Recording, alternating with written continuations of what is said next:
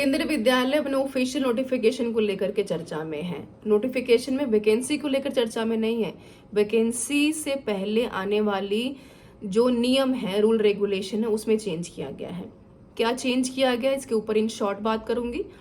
दूसरी जो सबसे इंपॉर्टेंट बात है कि अब इस चेंज के बाद जो हजारों कैंडिडेट्स कंपटीशन के लीग से बाहर हुए हैं, जो नुकसान उठा रहे हैं, अब वो क्या करें, ये भी तो जरूरी है ना बात करना। और तीसरा सबसे इंपॉर्टेंट बात, जब ऐसे बदलाव आते हैं तो उसका जो खामियाजा कैंडिडेट भुगतता है, उसकी जिम्मेदारी कौन लेगा। एक अध्यापक होने के नाते बड़ा अफसोसजनक तरीके से कहना पड़ता है कि एजुकेशन सिस्टम में ये जो सडन चेंज आता है, क्योंकि केवीएस ने पहली बार तो चेंज किया नहीं है, 22-23 की भर्तियों में भी चेंज आया था। चेंज क्या आया था कि भाई जब सिलेक्शन हो गया उसके बाद अचानक से 2023 अगस्त में सुप्रीम कोर्ट का एक जजमेंट आता है जिसमें ये कहते हैं कि बीएड जिन्होंने किया है वो पीआरटी में अब नहीं पढ़ा सकते। तो सिलेक्शन जिन्होंने ले भी लिया था उस सिलेक्शन से वो भी बाहर हो गए, है ना। तो अब इसका क्या किया जाए, तो पहले वीडियो के टॉपिक पे आ जाते हैं। वीडियो को जब आप लास्ट तक देखेंगे तो आपकी जो एक कंफ्यूजन जरूर ये क्लियर हो पाएगी कि जो भावी कैंडिडेट्स हैं, जो अब अध्यापक बनने के बारे में सोच रहे हैं, अब वो क्या करें। और जो सबसे अहम सवाल है कि इतना जो कहीं ना कहीं एक क्वालिफिकेशन से लेकर के एज क्राइटेरिया में जो केवीएस ने अब 2025 में बदलाव किया है, उसके बाद आपकी तैयारी किस तरीके से बूस्ट होगी, क्योंकि सीटें कम है, समय कम है, कंपटीशन ज्यादा है। तो सिलेक्शन का क्या किया जाए। केवीएस ने बदला क्या है, एज क्राइटेरिया से लेकर क्वालिफिकेशन क्राइटेरिया से लेकर के कहीं पर बीएड मैंडेशन किया है, कहीं पर बीएड हटाया है, सब्जेक्ट कॉम्बिनेशन, कईयों को फायदा कईयों को नुकसान। पीजीटी वालों को भारी भरकम नुकसान हुआ है। पीजीटी में क्या चेंज हुआ है कि केवीएस कह रहा है कि ग्रेजुएशन में भी वो विषय पढ़ना इंपॉर्टेंट है जिस विषय में आपने पीजी किया है। एग्जाम्पल के तौर पर अगर आपने हिंदी विषय में यहाँ पर पीजी किया है तो वो हिंदी वाला सब्जेक्ट आपको इंपॉर्टेंट होगा पढ़ना, कहाँ पर, ग्रेजुएशन वाले पार्ट में।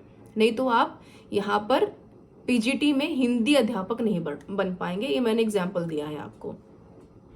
सेम वो ज्योग्राफी में भी लागू होता है, हिस्ट्री में भी लागू होता है ना।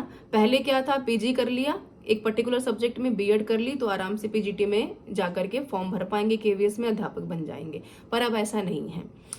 बदला इससे है कि हजारों कैंडिडेट्स कंपटीशन से बाहर हो गए हैं, है ना। कारण क्या है, क्योंकि पता नहीं होता है कि ग्रेजुएशन के बाद बीएड कर लिया, बीएड के बाद पीजी कर लिया, अब जब सब्जेक्ट कॉम्बिनेशन नहीं मिला तो पहले टीजीटी वाले सेक्शन से बाहर हो गए, है ना।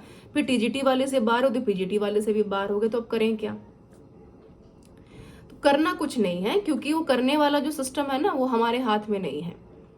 आपको अपनी तैयारी को थोड़ा सा कहीं ना कहीं मूव करने की जरूरत है जहां पर एलिजिबल है, क्योंकि जो बदला गया है उसको तो आप बदल नहीं सकते, और जो हाथ में है उसके लिए आप मेहनत कर सकते हैं, है ना। लेकिन एक दुखद बात है, जो वीडियो को खत्म करूंगी, और जो भावी अध्यापक है उनके लिए भी एक मैसेज जरूर जाना चाहिए कि मैंने जो शुरू में कहा कि कंपटीशन ज्यादा है, समय कम है, कंटेंट भी ज्यादा है, तो बहुत ज्यादा पढ़ें, बहुत मेहनत करें और मेहनत करके सिलेक्शन को ले लीजिए, क्योंकि कब क्या बदल जाए कुछ कह नहीं सकते।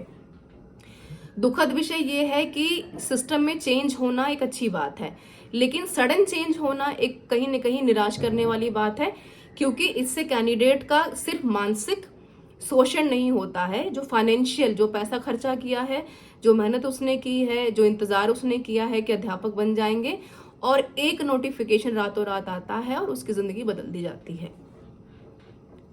कमेंट करके आप बताइए कि इस बदले हुए सिस्टम के ऊपर ये बदलाव अच्छा है कि बुरा है, और अगर अच्छा है तो आप इस अच्छाई को किस तरीके से देखते हैं, ताकि हम भी थोड़ा सीख करके उन कैंडिडेट्स को बता पाएं कि भाई कुछ अच्छा भी बदला है। Thank you so much for being with me.